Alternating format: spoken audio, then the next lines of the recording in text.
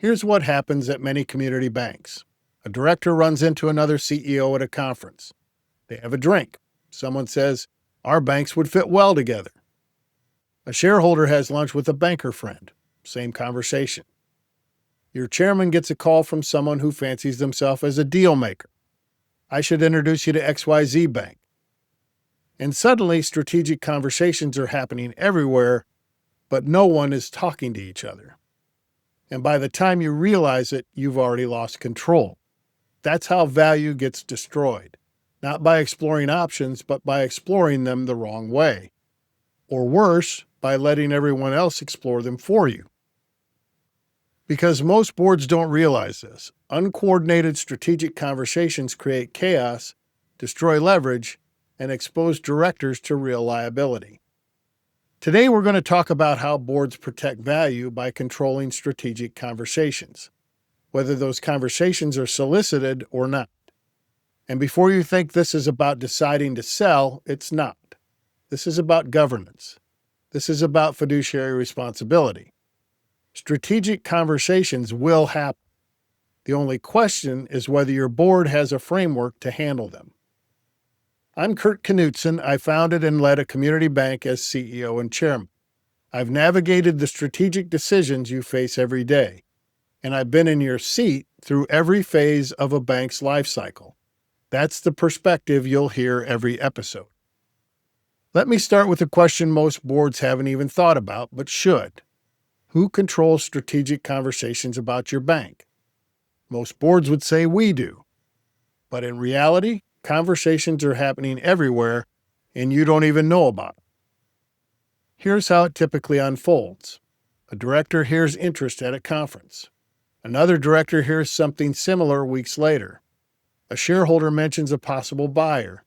The chairman gets a call. Now you've got multiple conversations, multiple expectations, and no coordination. One director thinks you're serious. Another thinks it's casual. Shareholders start wondering what's going on. Rumors form. And here's the problem. Each conversation is happening with different information, different authority, and different intent. That's not strategy. That's risk. There are real liability issues here.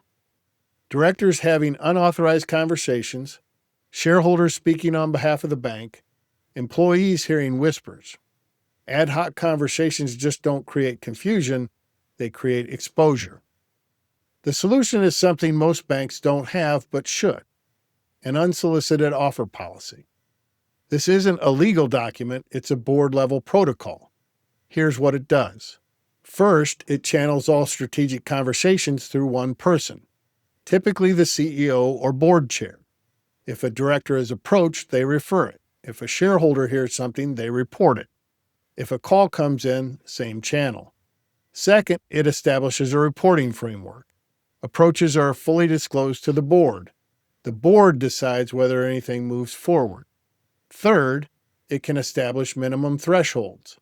Offers below certain parameters don't even reach the board. The result? Control instead of chaos, protection instead of exposure, strategy instead of reaction. Early in our bank's history, I started hearing sprinkles. A director heard interest. A shareholder mentioned a conversation. Never direct, never coordinated. It was distracting and unnecessary. So we implemented an unsolicited offer policy. Frankly, I hadn't seen anyone else use one, but I couldn't find a reason not to, and it worked.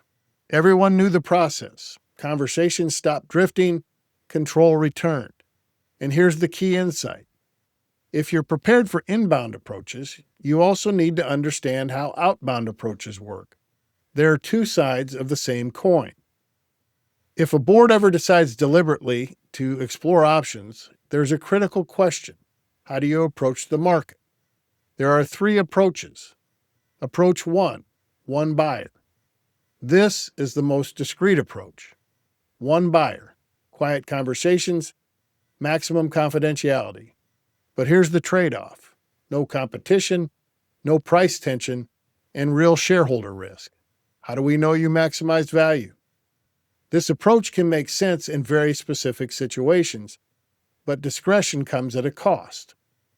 Approach 2, The auction. This is the opposite extreme. Maximum competition, multiple bidders, clear price discovery.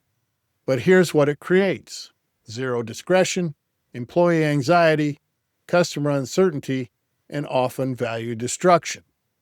Ironically, public auctions can reduce the value of the asset being sold. Approach 3, the strategic approach. This is what sophisticated sellers use: targeted outreach, multiple conversations, controlled competition.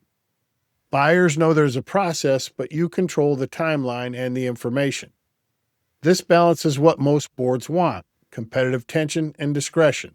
Not too quiet, not too public, just right. Here's the critical point. Your board must decide the approach before conversations begin. You cannot change paths midstream without destroying credibility. That means alignment on timeline, priorities, advisors, information control. Framework first, conversation second. Boards make one mistake over and over.